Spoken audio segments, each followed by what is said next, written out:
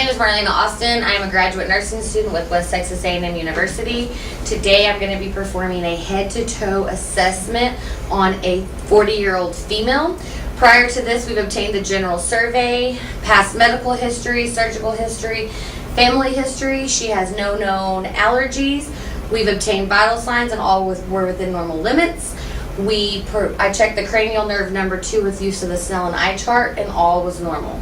Throughout the duration of the assessment, I'm going to be looking for overall hair distribution, skin color, any presence of moles, lesions, abnormal discoloration. I'll be checking nail beds on her fingers and toes for any discoloration or clubbing. I'm going to start the assessment today by looking at her head. I'm going to assess her hair texture, looking for any bumps, lesions, or scars that may be present. I'm going to move on and check her temporal pulses. We're wanting them to be 2+. And they're good. I'm going to check her frontal sinuses for any tenderness, followed by her maxillary sinuses. I'm going to then check her cranial nerve number 5, which is the trigeminal nerve. Use of a tip. So I'm going to have you close your eyes, and I'm going to have you tell me whether you feel a blunt or a sharp sensation. Okay. Close your eyes. We're going to check along her forehead and her cheeks. Sorry. Oh my gosh. Couldn't stop it. Sorry. Stop the video. You shouldn't have given me. My name is Marlena Assessment. I am a graduate nursing student at West Texas A&M University. Today I'm going to be performing a head-to-toe assessment on a 40-year-old female. Prior to this, we've completed the general survey, including past medical history, surgical history, family history. Patient has no known drug allergies. I performed vitals and they were all within normal limits. I also checked cranial nerve number 2 with use of the Snellen eye chart. Checked the optical nerve and all was normal. Throughout this assessment, I will be looking for hair distribution all over. Skin color, I'll be looking for any moles, lesions, abnormal discoloration. I'll be checking nail beds on the fingers and toes for any abnormal coloring or clubbing. We're going to start the assessment today by checking her head. I'm going to look at her hair texture, any unevenness. I'm also going to look for any bumps, lesions, or scars that might be present. I'm going to then move on and check her temporal pulses. We're looking for a 2+ as normal. I'm then going to palpate her frontal sinuses, followed by her maxillary sinuses, looking for any tenderness. We'll then check her cranial nerve number 5, the trigeminal nerve. I'm going to have her close her eyes, and with use of a Q-tip, I'm going to ask her to identify either a dull sensation or a sharp sensation. Dull. Sharp. Dull. Sharp. Dull. Sharp. Very good.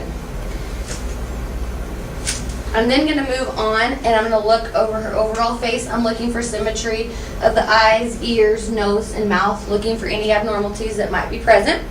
Then I'm going to palpate her temporomandibular joint. You should be able to fit about 2 to 3 fingers. I'm going to have her open her mouth, close, and move side to side. We're looking for any abnormal clicking that might be present. I'm then going to check her eyes. I'm going to use a light, and I'm going to check for pupillary response. I'm going to check for direct and consensual as I move the light across her eyes. Very good. And then I'm going to look for accommodation. I'm going to have her look at the light and then look at an object behind it. So if you'll look at the light and then look at the door behind me. Okay.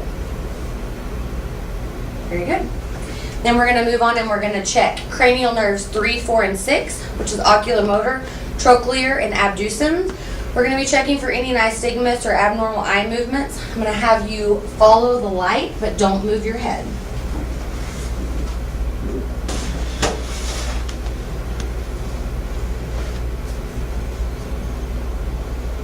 Perfect. We're then going to be checking the optic disc and the red reflex with use of an ophthalmoscope. We want to make sure there's no papilla edema or any optic disc abnormalities present.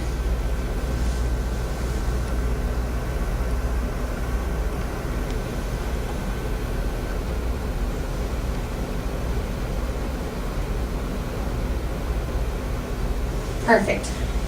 And everything looks good. While I was doing that, I was also making sure that the conjunctiva was pink, the sclera was white, there was no yellow present indicating any liver disease or possible dehydration. I'm then going to move on to her ears. We're going to be looking for symmetries. I'm going to palpate both auricles.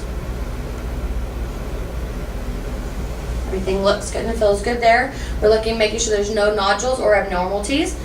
I'm then going to look in her ears. I'm going to look at her tympanic membranes, making sure that there's no redness or bulging that would indicate any infection.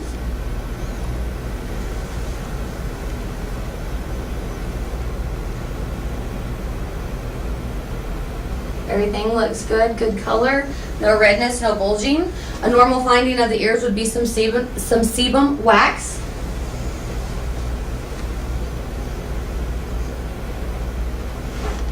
This one also looks good, no fluid, no redness noted. We're then going to move on and check cranial nerve number 8, which is the acoustic nerve, by doing the whisper test. I'm going to stand behind you and whisper a number, and if you could repeat it to me. 8. And we do this on both sides. 8. Good job. We're then going to move on with use of the tuning fork to do the Weber test for lateralization. So I'm going to put this on top of your head if you will tell me when you no longer hear or feel it.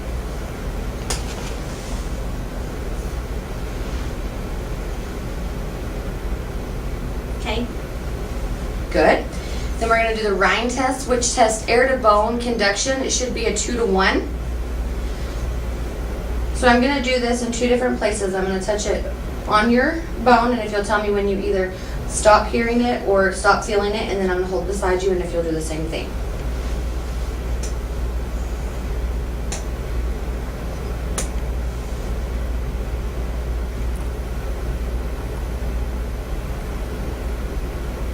Okay. Okay. Perfect. We're now going to move on and examine her nose. So we're going to check the nose for any septal deviations. We want to make sure there's no abnormalities. Everything appears to be midline. We're going to check the patency of her. We're going to check the patency of her nostrils with the airflow. So I'm going to occlude one nostril and have her breathe in. Okay, take a breath in. Perfect. And again. Perfect. Then I'm going to check her cranial nerve number 1, which is the olfactory nerve. I'm going to have you close your eyes, and I'm going to hold something under your nose, and if you could tell me what you smell. Take a deep breath. Alcohol. Perfect. So then we're going to do a visual inspection of her nares, looking for moistness, pinkness, making sure there's no polyps or any abnormalities noted. If you could look up for me.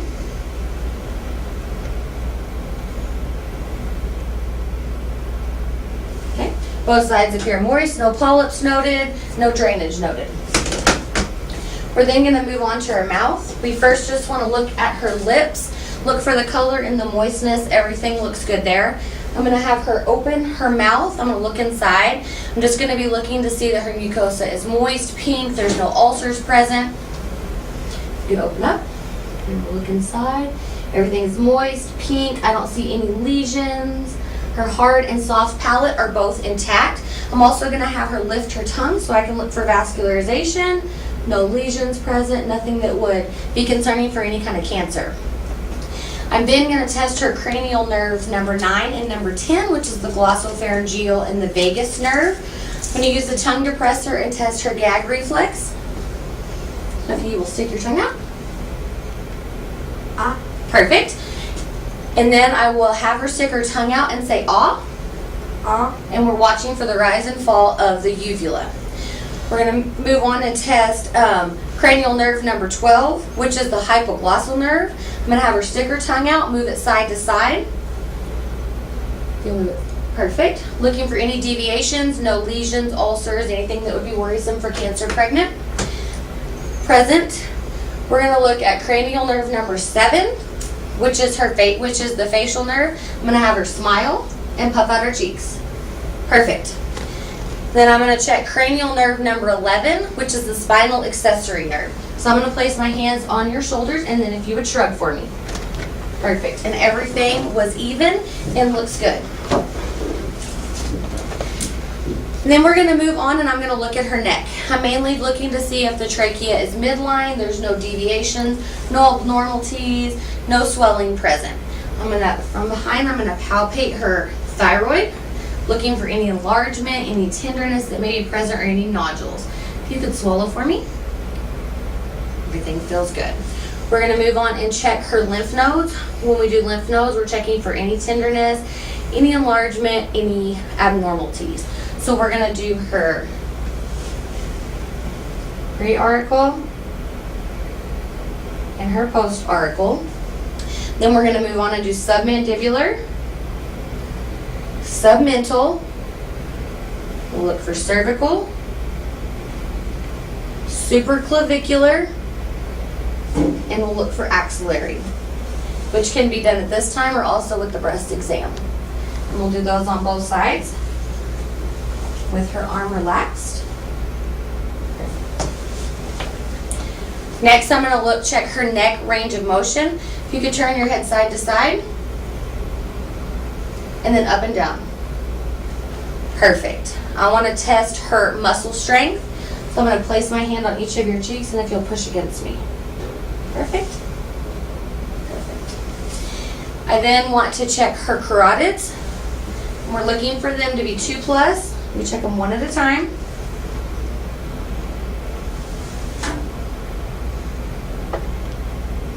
If they're present.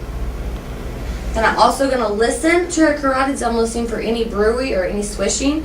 This requires her to hold her breath. Do you want to take your breath? Okay. You can take a deep breath and hold it. I did not detect any bruit or any swishing.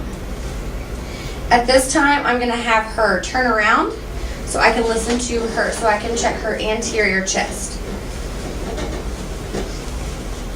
The first thing that I'm going to do is I'm just looking for the rise and fall of her chest. I'm looking for any labored breathing. I'm watching her chest expansion. You can take a deep breath in. Okay. I'm looking for the rise and fall of my thumbs. I'm going to look for any costovertebral tenderness that would be present. Could you tell me if this hurts? Perfect. Then I'm going to palpate for any tactile fremitus.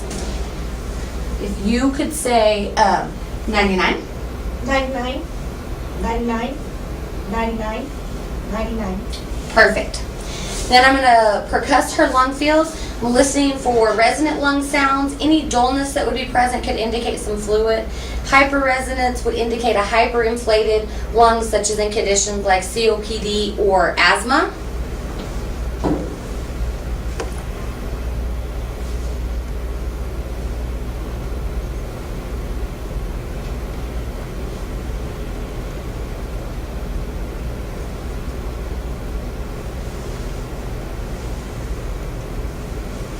Everything sounds good. I'm then going to look for diaphragmatic excursion. I'm going to have her hold her breath and listen for the dullness. So if you could take a deep breath in and hold it. Okay, release it. I'm going to have her do this again. Looking for the dullness again. And then I'm going to measure the area between my two fingers. I'm then going to auscultate all of her lung sounds. We're listening for any adventitious breath sounds such as crackles, rhonchi, any wheezing that would be present. You can take a deep breath. Okay. And again. And again. Again. Again.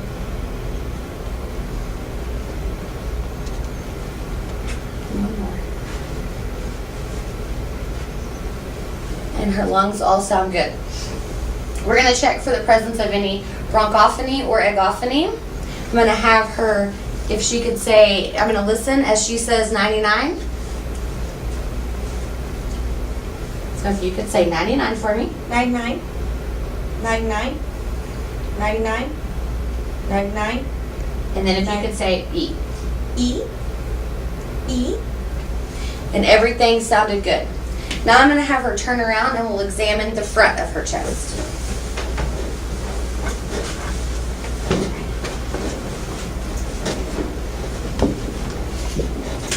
And initially, again, I'm just going to look for the symmetry, her chest rise and fall, labor breathing. I'm going to look at her thorax, make sure she's not using any accessory muscles. I'm also going to look from the side and just kind of look at her overall AP diameter and see what that looks like. Making sure that there's no barrel chest present or anything like that. I'm going to palpate for any thrills or heaves.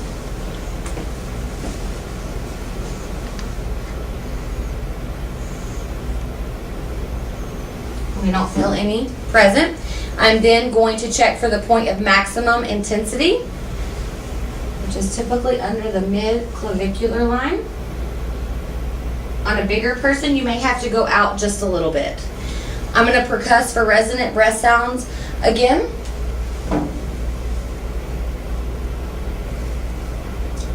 Throughout all of her lung fields.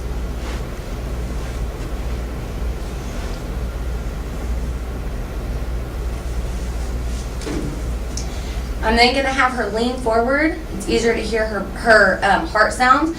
During this, I'm going to listen at the second intercostal space over the left sternal border for the pulmonic valve. I'm going to listen at the third intercostal space. Then I'm going to listen over the fourth intercostal of the left sternal border for the tricuspid. And I'm going to listen at the fifth intercostal mid-clavicular line near the apex for the mitral valve. I'm also going to be, as she's leaning forward, I'm also going to be listening to make sure that there's a strong S1 and S2 present.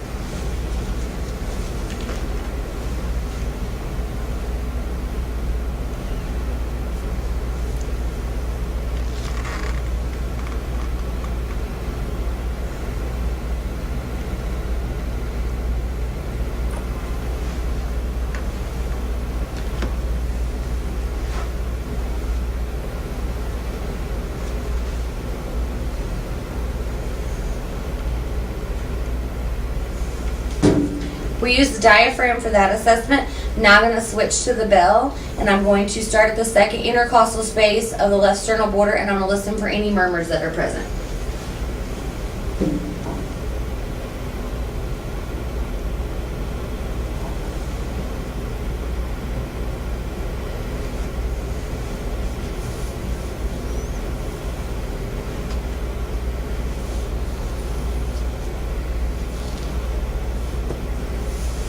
And we did not detect any murmurs.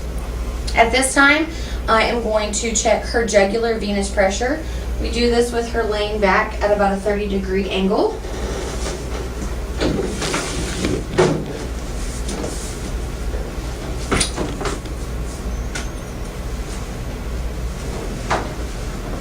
And I'm going to have her turn her head to the left side. I'm going to look for the highest point of the meniscus at the jugular. And I'm going to place something like an index card or something that is firm.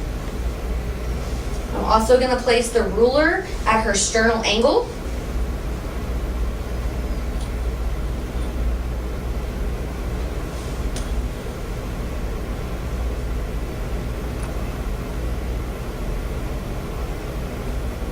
And then I'm going to measure where that ends up. Her that ends up about 3.5 centimeters. 3 to 4 centimeters is normal.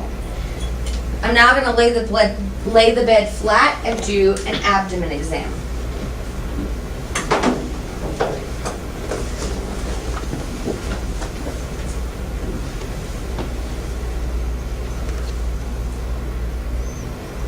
So the first thing that we're going to look at is we're just going to inspect the abdomen, make sure there's no bruising around the umbilicus, nothing that looks red, and no abnormal skin lesions, no abnormal coloring, any inflammation, anything like that. We also want to look for any visible peristalsis, pulsations, any kind of masses. I'm going to auscultate all of her bowel sounds in all 4 quadrants.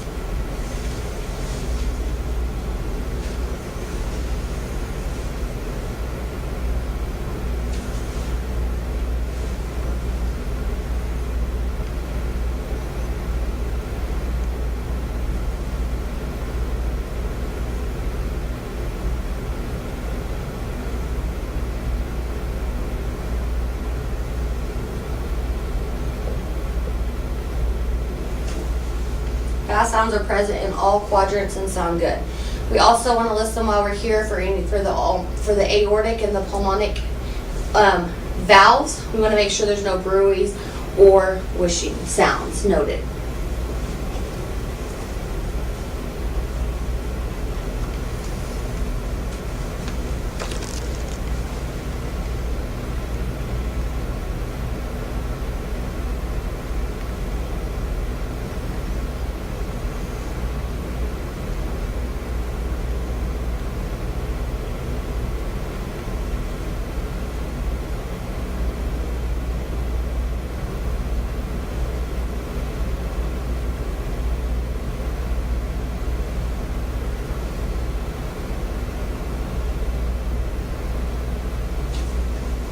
And all of that sounds good. I'm going to percuss the abdomen over her whole abdominal field. Listening for any tympani or dullness.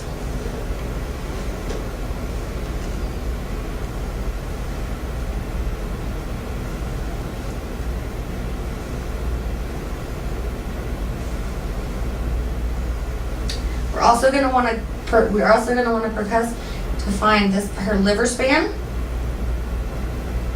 So you start from the approximately the mid clavicular line, looking for the upper liver border, and then you start at the just below the umbilicus to find the lower sternal border, and you take the span of the two.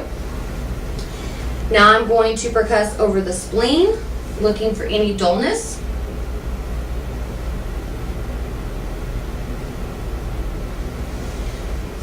Then we'll do a palpation of the abdomen. Over the entire abdomen, we're watching for any grimacing, any tenderness, any masses we feel. We start with a light palpation first.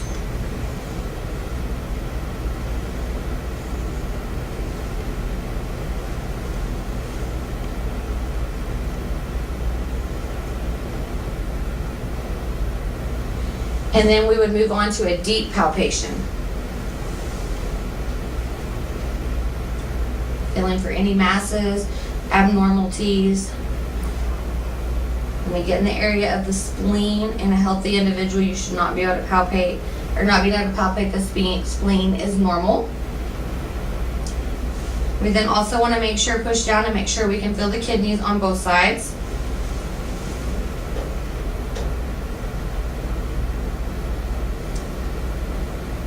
Any swelling or tenderness in the area of the kidneys would be a sign of possible infection. So her abdomen all looks good.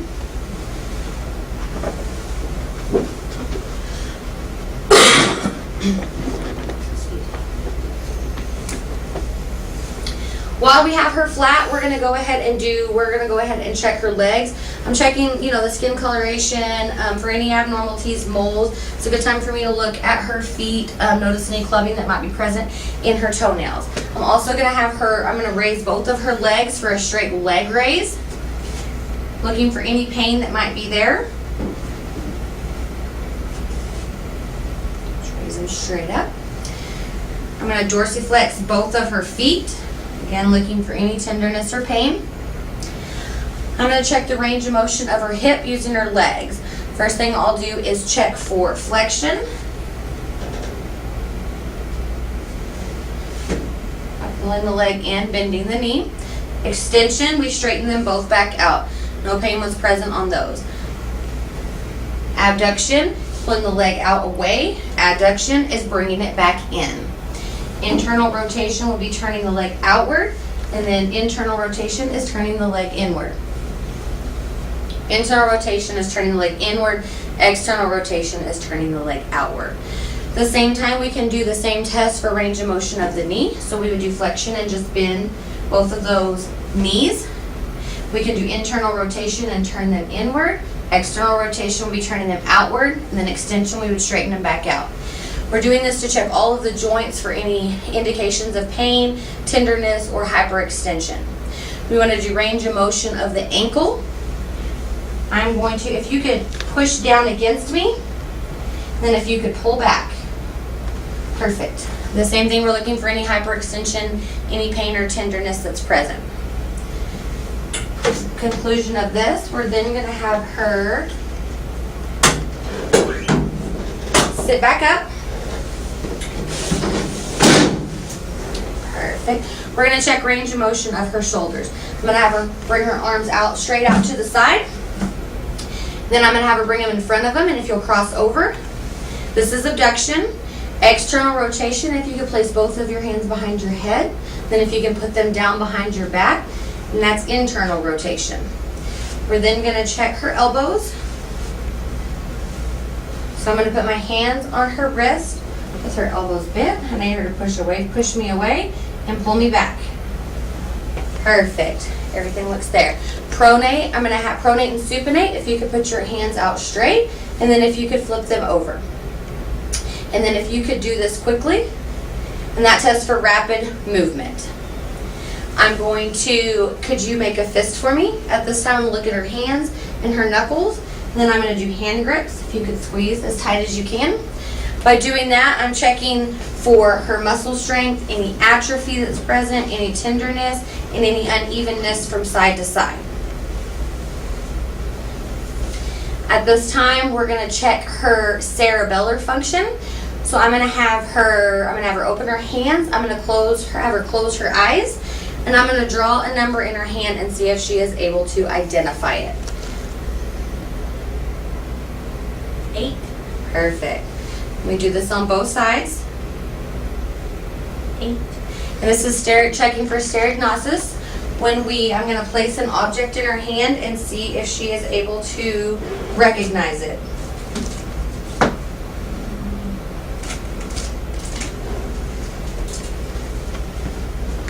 You can give me your hand. Pen. Perfect. Then I'm going to do the point test with her hands first. I'm going to have her hold her hands out with her eyes closed. I'm going to touch on a finger and have her touch her nose with that finger. And we're going to do this on both hands. Perfect. We're then going to move on and check point to point of her lower extremities by having her, if you could place your right heel under your left knee and drag it down to your ankle. Perfect. And if you could do that on the other side as well. Perfect. Then I'm going to, as I'm doing this, I'm looking for any varicose veins, her hair distribution, any abnormal coloring on any of her extremities. We're going to move on and check her pulses. We've already checked the temporal pulse and the carotid pulse. We check them bilaterally, make sure that they're even and that they're all a 2+. I'm going to check her radial pulses, her popliteal, posterior tibial, and then her dorsal pedis. I'm going to check the radial pulses first.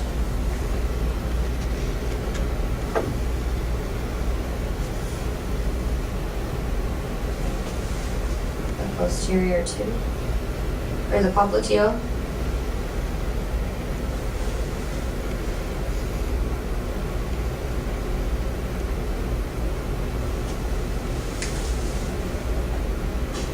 The posterior tibial.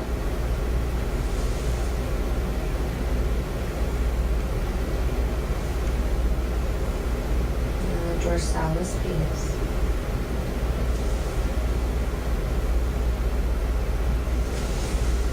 And they were all even for both sides.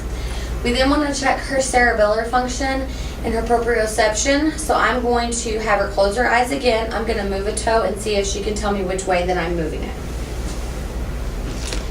Tell me which way I'm moving it. Up. Up. We do that on both sides. I'm going to move on and check her reflexes. We're going to check her tricep reflexes behind the elbow. So have her relax her arm. Just kind of lightly support it.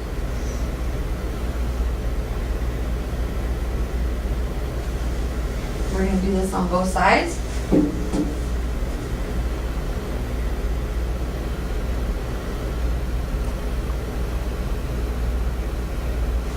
Perfect. We're then going to move on and do her brachial, which is on the wrist.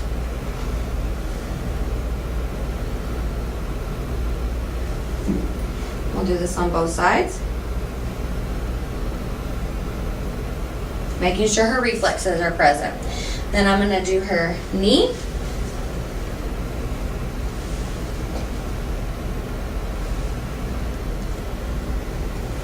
Perfect. And then her Achilles.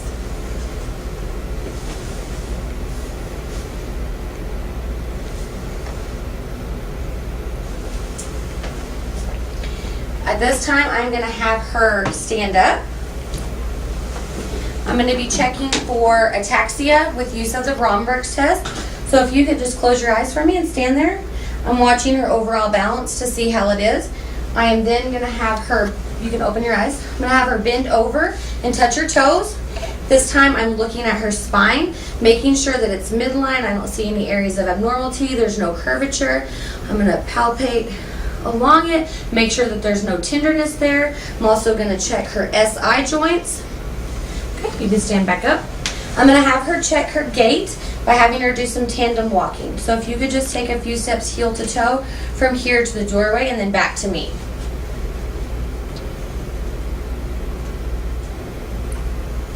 Perfect. And you can have a seat back up here. At this time, this concludes our assessment. If we were going to continue, I would perform since she's a female, we would do a genital exam, a breast exam, and also a rectal exam. But today I'm just going to tell you about it. So we would probably start with the breast exam. We would have her, the best thing to do for a breast is you want to spend at least 5 to 10 minutes examining it. The best time to examine the breast is about 7 days after menstruation. You want to do a full inspection, exposing the chest and just looking at the breast and the nipples. Have the patient sitting up. She would disrobe from the waist down, and you're just looking for any asymmetry, any abnormalities, any skin changes, any contouring, any retraction, anything that was abnormal with the nipples. Then you would do four different views. You would have her with her arms at her side. You would also have her with her arms overhead, and this would bring out any dimpling of the breast that might be present. You would have her hands on hip and pressing down, and then you would also have her leaning forward. You want to look on the breast for any prominent pores, size and symmetry difference. A little bit of difference in size from one breast to the other can be completely normal. You would then want to do palpation. So you would cover the breast that you're not examining at the time, exposing one breast. You want to have them lying down, pretty flat, arm over the head, and that helps to flatten out the breast to get a better exam. You would do a rectangular area extending from the clavicle to about the inframammary fold or the bra line to mid-sternal line, and then the posterior axillary line. You want to use the pads of the second, third, and fourth fingers, and you palpate small concentric circles. You start with light pressure, medium pressure, and then deeper pressure over the entire breast and up into the axilla. You then want to, when you do the firm palpation, it helps you reach the deeper breast tissues. You want to make sure that you look for the lateral portion of the breast. You have the patient roll onto their side, on their hip, and then their shoulder is pressed against the bed. At this time, you would also palpate up into their axilla, looking for any, and then you would look at their nipples, noting any elasticity or any changes. Then you would move on and do the rectal exam, and you would perform this probably after the genital exam with patient in lithotomy position. You would have them in the lithotomy position. If it was a male, you could also position them on the left side. So you'd want to inspect their perianal areas for any lumps, ulcers, inflammation, rash. Also do a good history, see if they're having any issues with that. You'd want to use a lubricated gloved finger, examine the anus and the rectum. You would insert a gloved finger into the anus, ask the patient to bear down, and palpate the anal canal. As the sphincter relaxes, you would insert the fingertip into the anal canal, angling towards the umbilicus. You would note if there was any lesions present. If there was severe tenderness at this point, you may have to stop the exam. If there wasn't, you can palpate the rectal surface. You insert the finger as far as you possibly can and rotate clockwise, looking for any lesions, lumps, anything like that. You would then do, when you were doing the genital exam, you would want to obtain a full sexual history and any complaints that they may have, including discharge, abnormal bleeding, painless sex, things like that. For a female, again, you'd position them in the lithotomy position with their feet up in stirrups. You would examine the external genitalia first, including the labia, the clitoris, the urethral meatus, the vaginal opening. You want to know any ulcerations, any discharge, any swelling, any nodules. You'd want to examine the Bartholin glands. To do this, you would insert an index finger into the vagina near the posterior introitus. You would palpate each side between the finger and the thumb. Note for any swelling, any tenderness or discharge that may indicate an abnormality. And then you would move on and prepare for the internal exam. You'd want to choose an appropriate speculum for the patient. Insert at a downward slope along the posterior vaginal wall, and you would rotate the speculum and open it. You want to open it carefully to be able to view the full cervix and note the color of the cervix and any nodules, masses, bleeding, or discharge that's present. This time you would obtain your pap smear specimens. You'd want to remove the speculum, and as you're doing that, inspect the vaginal walls, noting color, inflammation, ulcers, any discharge or masses. And then you would close the speculum and remove it. You would then move on and perform a bimanual exam using a lubricated gloved finger. You'd insert that into the vagina, palpating the cervix, noting any abnormalities. You want to palpate the uterus by placing the other hand on the abdomen and pressing down. You want to make note of the size, shape, the mobility, and any abdominal tenderness. You want to attempt to palpate each ovary, and some mild tenderness with the palpation of the ovaries is normal. That would complete your genital exam, and that would complete a full head to toe assessment. Thank you.